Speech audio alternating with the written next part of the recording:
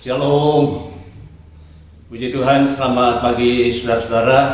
Kita bertemu lagi di dalam kasih Tuhan kita Yesus Kristus. Haleluya. Nah, ibadah kali ini nanti kita akan akhiri dengan perjamuan kudus. Oke, mari kita berdoa lebih dulu. Bapa di surga, terima kasih hari ini Engkau izinkan kami oleh karena kasih dan kemurahan-Mu, kami jemaat bisa berhimpun bersama-sama untuk menikmati ibadah yang nanti disertakan dengan perjamuan kudus. Tuhan berkati kami semua hari ini. Tidak ada seorang pun di antara kami yang kemudian datang dan pergi dengan sia-sia, tetapi semua menikmati berkat Tuhan. Terima kasih, pakai hamba-Mu untuk menjadi saluran berkat pada kesempatan pagi hari ini. Terima kasih Tuhan. Di dalam nama Tuhan Yesus Kristus kami naikkan doa kami. Amin. Haleluya. Saudara-saudara, sekali lagi nanti setelah ibadah ya pemberitaan firman Allah, kita akan makan dan minum tubuh dan darahnya Tuhan Yesus. Itulah sebabnya pada kesempatan pagi hari ini saya ingin menyampaikan firman Allah dengan satu tema, salib mengubah hidup kita. Wow, salib mengubah hidup kita. Nah, saudaraku, kita seringkali mendengar ada orang berkata kepada anggota keluarganya, ya, kalau ada yang meninggal, kemudian kepada yang ditinggalkan, kemudian ada seorang berkata, sudahlah nak, jangan dipikirin lagi, orang tuamu sudah beristirahat, sudah tenang di sana, nggak usah dipikir lagi ya nak. Nah, kemungkinan ada orang tua juga. Ada yang mengatakan, sudahlah Bu, Pak, anakmu sudah aman, sudahlah, ya, biarlah doakan saja, ya, kalau memang arwah bisa didoakan itu ya. Nah, tapi paling tidak sudahlah tenang, ya. Jadi artinya bahwa orang yang meninggal itu tidak perlu diingat-ingat lagi, ya. Tetapi heran. Justru Tuhan Yesus sendiri pernah berkata berkenaan dengan kematiannya. Ya, haleluya. Tuhan Yesus justru mendorong murid-muridnya untuk mengingat kematiannya. Aneh. Ya. Nah, di dalam kitab Injil Lukas pasal 12 ayat 19, di situ dikatakan, lalu ia mengambil roti. Waktu Tuhan Yesus berkumpul, berhimpun dengan murid-muridnya, maka kemudian Tuhan Yesus mengambil roti. Lalu ia mengambil roti, mengucap syukur, memecah-mecahkannya dan memberikannya kepada mereka, dan katanya, inilah tubuhku yang diserahkan bagi kamu. Perbuatlah ini menjadi peringatan akan daku. Inilah tubuhku, artinya tubuh yang sudah mati di atas kayu salib, dipecah-pecahkannya, dan kemudian dikatakan inilah tubuhku menjadi peringatan. Jadi artinya jangan lupa, jangan sampai dilupakan itu tentang kematianku, kata Tuhan. Aneh ya, orang mengatakan sudahlah, jangan ingat-ingat lagi anggota keluargamu, tapi justru Tuhan mengatakan jangan lupa tentang kematianku, menjadi peringatan. Dan hal ini dipertegas oleh Paulus dalam 1 Korintus pasal 11 ayat yang ke-26. Ya, dikatakan di sana, sebab setiap kali kamu makan roti ini dan minum cawan ini, kamu memberitakan kematian Tuhan sampai Ia datang. Haleluya. Saudara, jadi baik Tuhan Yesus sendiri maupun Rasul Paulus mengingatkan, jangan pernah melupakan kematian Tuhan. Jangan pernah melupakan salib Tuhan. Mengapa kita harus tidak boleh melupakan salibnya Kristus? Karena salib Kristus itu adalah merupakan hal yang sangat penting, saudara. Haleluya. Ya, Paulus sendiri mengatakan dalam 1 Korintus pasal 15 ayat yang ketiga, ya, sebab yang sangat penting, bukan hanya penting, yang sangat penting, ya, telah kusampaikan kepadamu, yaitu apa yang telah kuterima sendiri, ialah bahwa Kristus telah mati. Yang sangat penting, berita yang kusampaikan, yang kuterima sendiri, bahwa Yesus telah mati, ya, untuk dosa-dosa kita, cocok persis sesuai dengan apa yang dikatakan oleh kitab suci. Haleluya.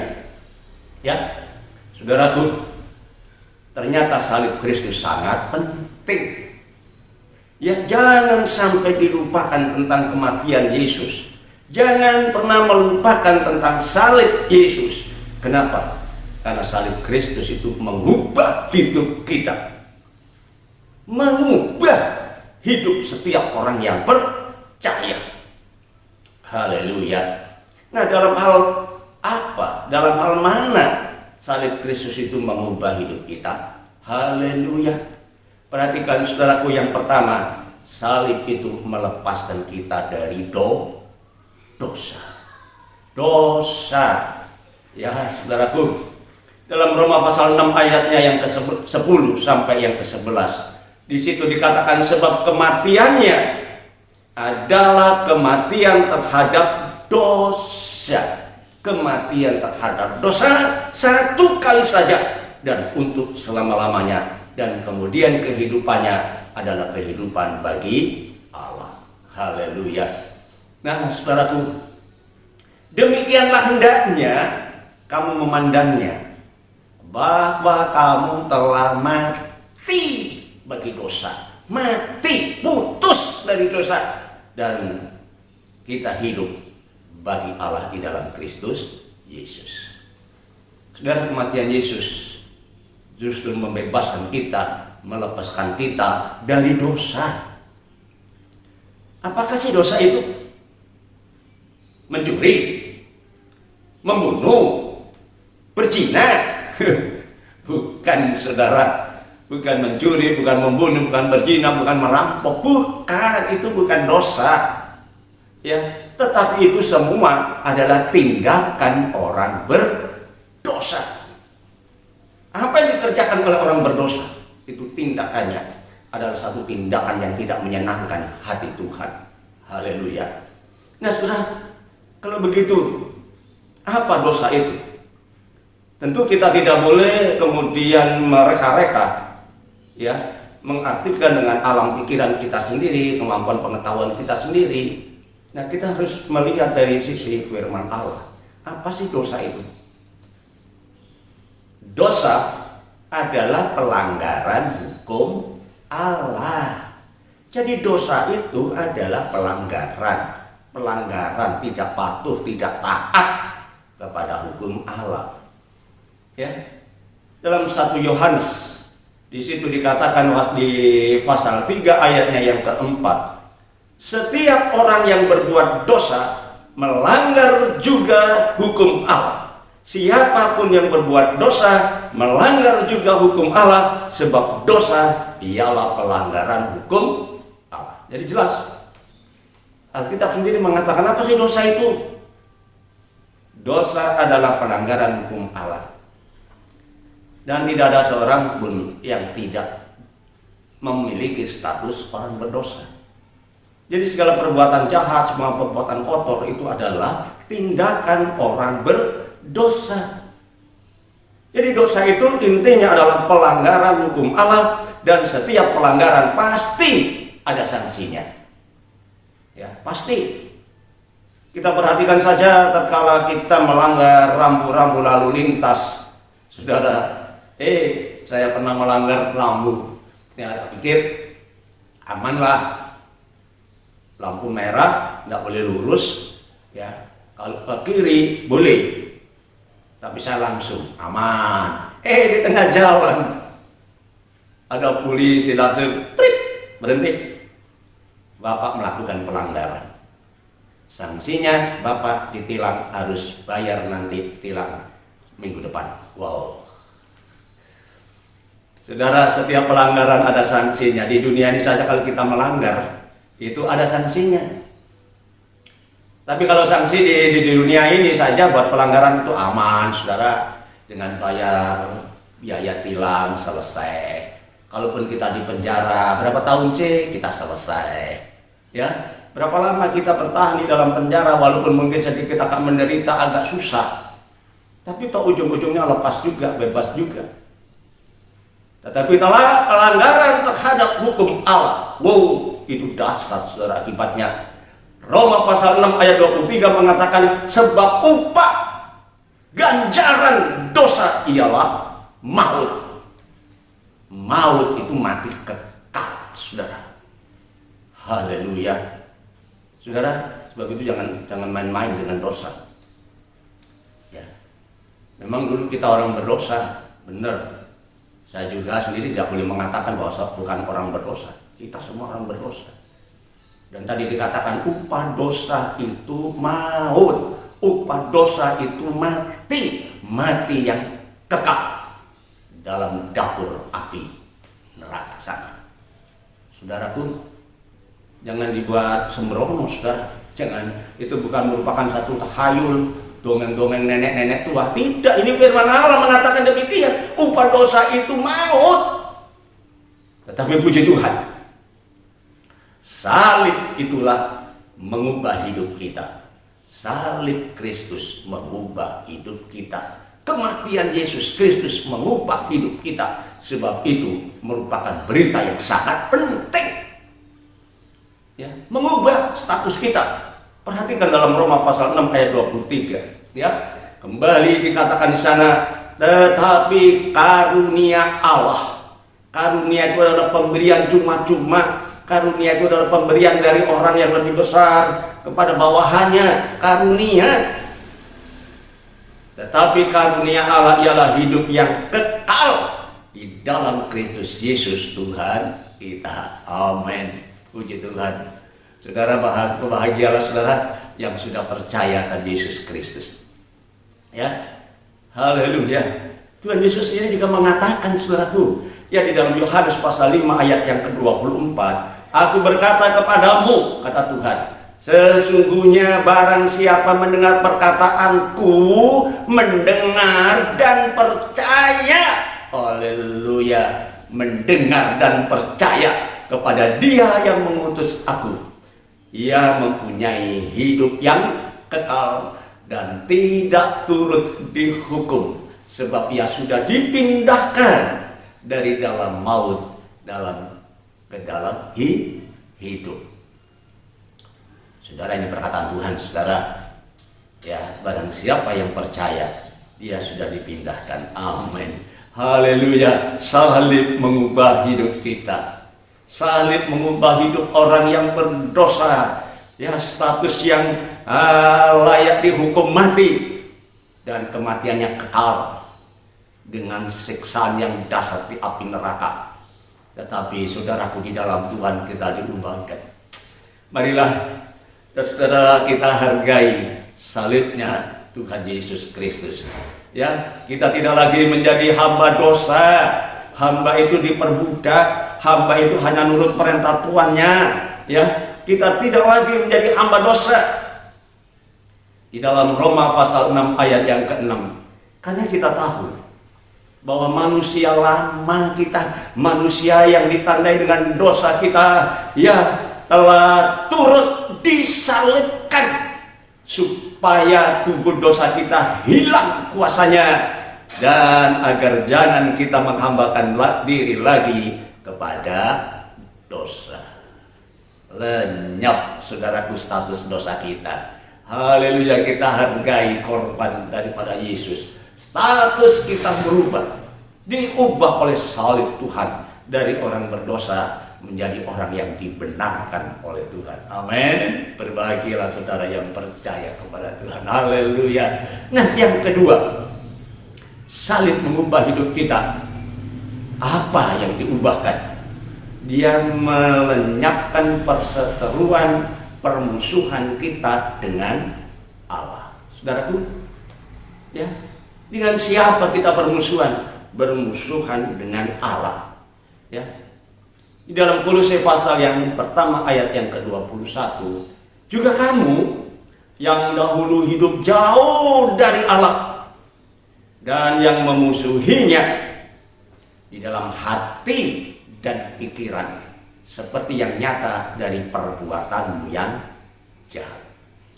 Saudara, kejahatan itu adalah berawal dari Adam dan Hawa, yang mengakibatkan mereka berdua diusir jauh dari Allah. Kitab Nabi Yesaya jelas mengatakan di sana, yang membuat jarak pemisah antara manusia dengan Allah hanya satu, adalah dosa. Yang membuat Allah tidak mau lagi mendengar doa kita, itu adalah kejahatan kita. Sampai kapanpun saudara, tidak akan pernah terjadi pertemuan. Ya. Tetapi puji Tuhan, ya saudaraku, kita mendengar firman Allah hari ini, ya, karena tanpa disadari bahwa sesungguhnya kita adalah musuh Allah.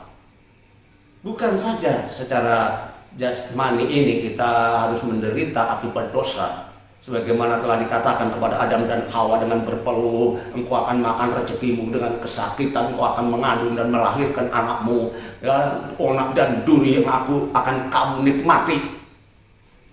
Itu menjadi bagian hidup kita sekarang karena akibat satu orang berdosa.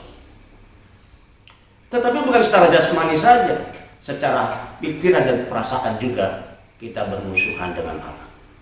Bayangkan saudara, kalau kita bermusuhan dengan Allah, jangan berharap kita menikmati hal-hal yang baik, ya. Tidak mungkin. Kepada sesama saja kalau kita bermusuhan, saudara, kita tidak akan pernah menikmati senyum mereka saja, kita tidak nikmati, ya.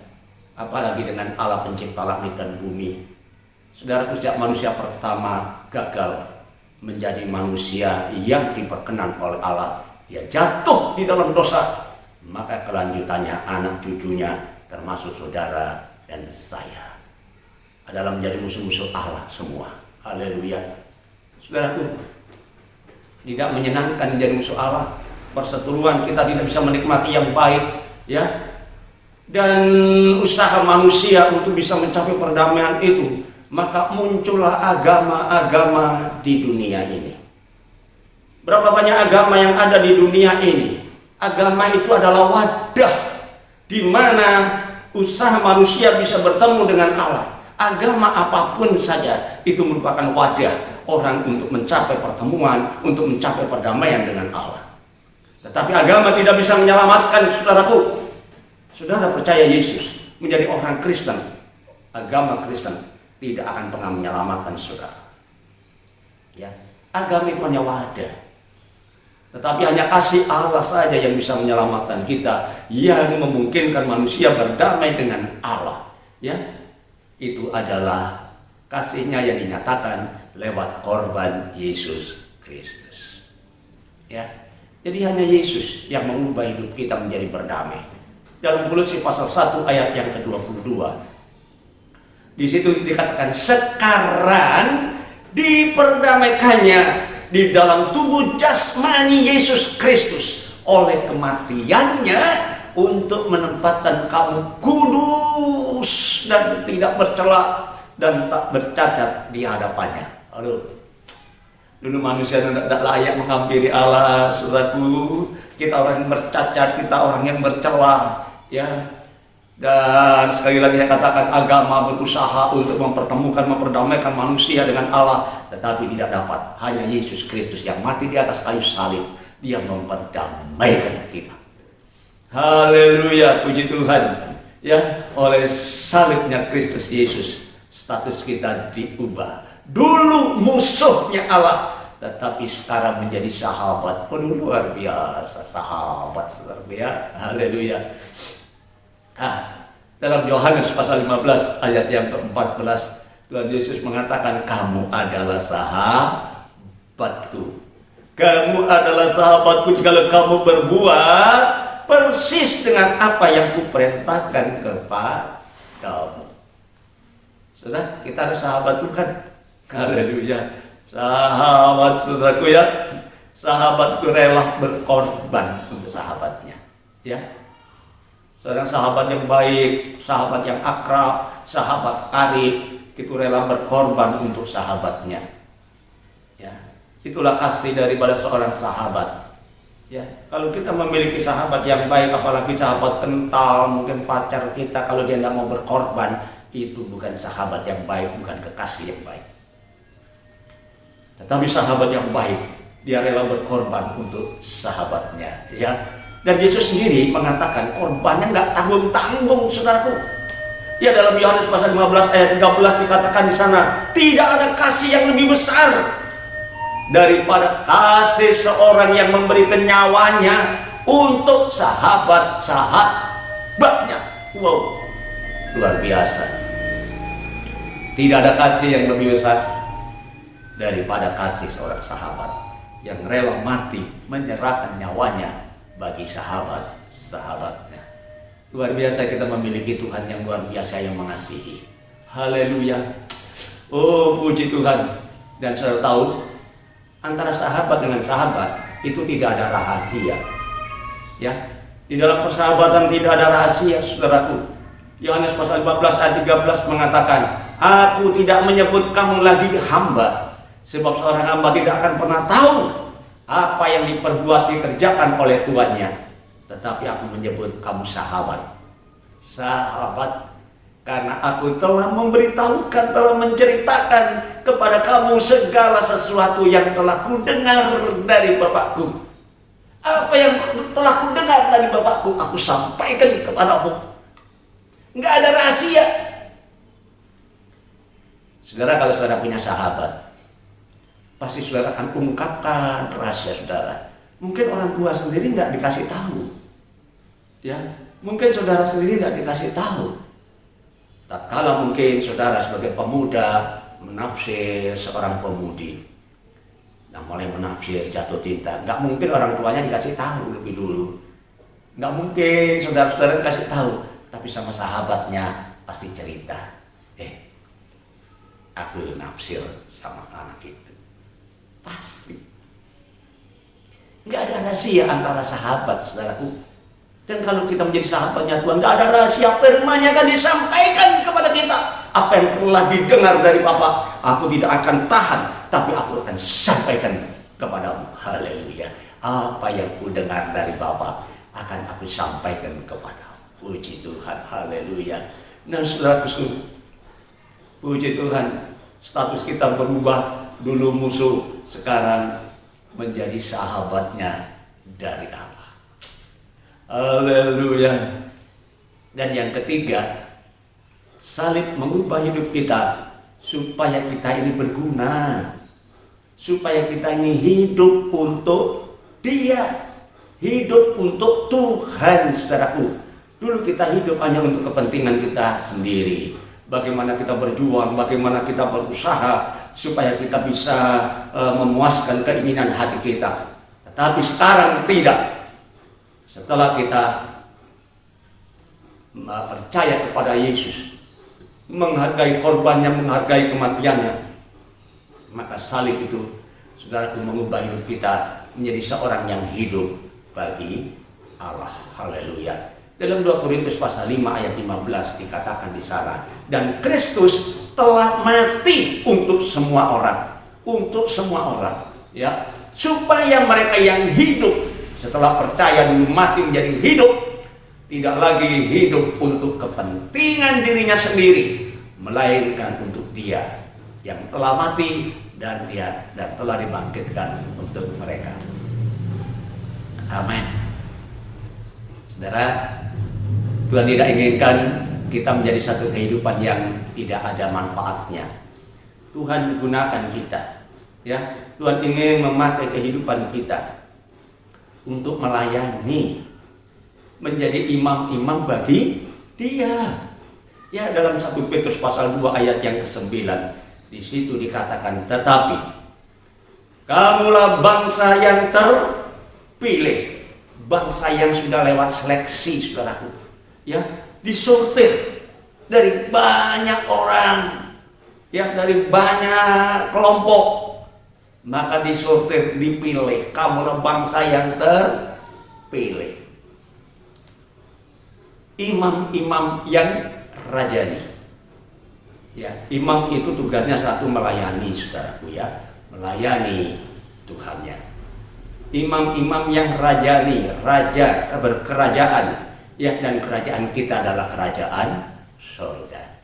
Imam-imam yang rajani, luar biasa. Dan satu lagi, bangsa yang kudus, umat kepunyaan Allah sendiri. Wow, kita miliknya Allah, saudara, bukan milik orang lain. Alkitab mengatakan milik kepunyaan Allah sendiri. Saudaraku, kalau kita menjadi miliknya Allah, apakah kita takut? Tidak perlu, saudaraku, ya, tidak perlu tentang kebutuhan hidup kita. Tuhan berkata, burung-burung udara saja dipelihara, apalagi kamu yang percaya kepada Tuhan. Amin. Ya, saudaraku, kalau kita miliknya Allah, oh, pasti dipelihara dan dibelanya. Saya ingat anak saya itu sih, namanya Irawan gitu, saudara, ya. Dia punya ayam, ya, dia pelihara ayam. Saudara tahu ayam itu bisa makan, kan? Tapi kenapa kemudian dipeluk, disuapin makannya, dipijitin, dimandiin, sampai anak ini kok ya perang kerjaan, ya. Coba diobatin lagi, tiba-tiba anjing saya datang, ya, mau mengganggu si ayam ini, langsung dilempar batu, lari kasih anjing itu. Baru saya sadar, kenapa ayam itu dipelihara sedemikian rupa, kenapa ayam itu dibela dari anjing itu, karena ayam itu miliknya. Wow, saudara, kalau kita miliknya Allah, pasti kita dibela dan dipelihara. Percaya tidak? Ya, percaya tidak? Saudara, kalau kita miliknya Allah, pasti Tuhan pelihara. Daud saja pernah mengatakan, ya, dalam Mazmur pasal 23, Tuhan, Engkaulah gembalaku, aku tidak akan pernah kekurangan. Iya. Engkau membaringkan aku di padang rumput yang hijau. Engkau membimbing aku ke mata air yang tenang. Engkau menyegarkan jiwaku, haleluya, dan membimbing kepada jalan yang benar. Saudara, ini bukan doa loh. Ketika Daud berkata dalam Mazmur 23, itu bukan doa, Tuhan jadilah engkau gembalaku. Tidak.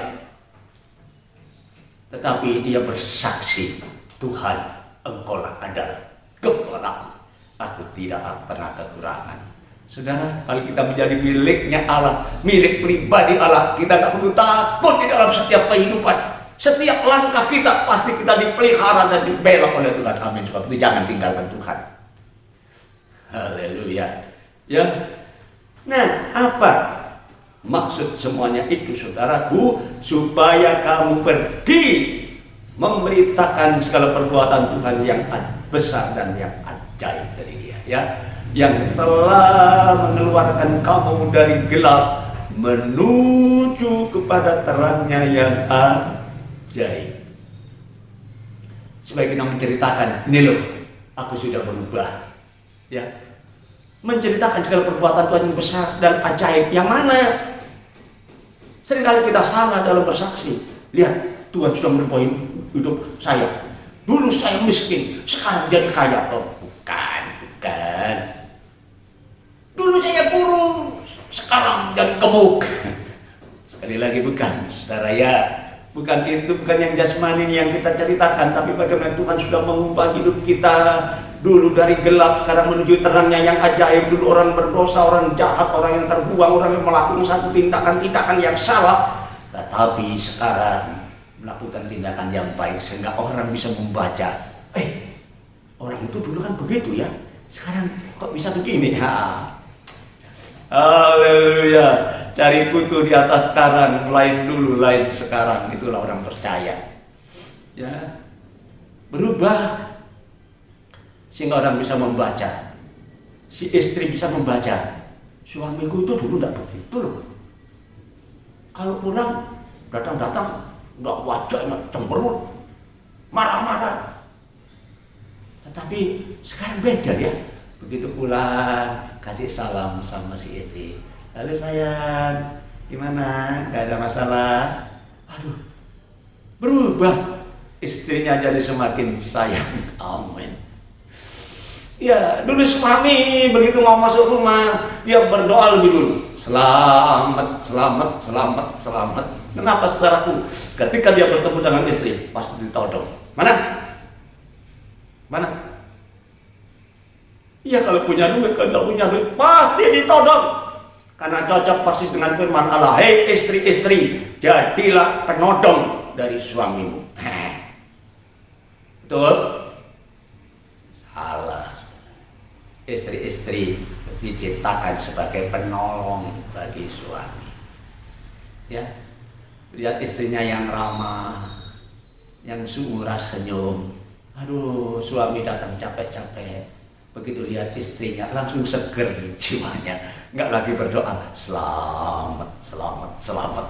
Tidak, puji Tuhan. Saudaraku, Tuhan mengubah hidup kita.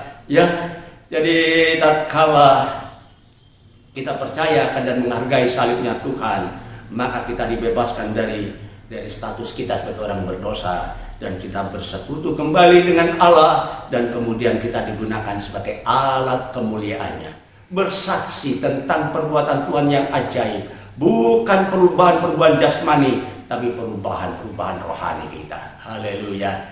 Ya, cocok persis dengan 2 Korintus pasal 5 ayat 17. Jadi, siapa yang ada di dalam Kristus, ia adalah ciptaan yang baru. Yang lama sudah berlalu, yang lama sudah lenyap, yang lama sudah hilang. Sesungguhnya yang baru muncul, terbit, dan sudah datang.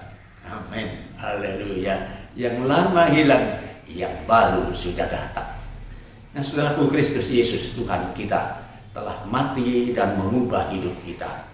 Marilah kita hargai pengorbanan Tuhan dengan hidup untuk kemuliaan-Nya. Tidak sia-sia, saudaraku. Ya, tidak sia-sia.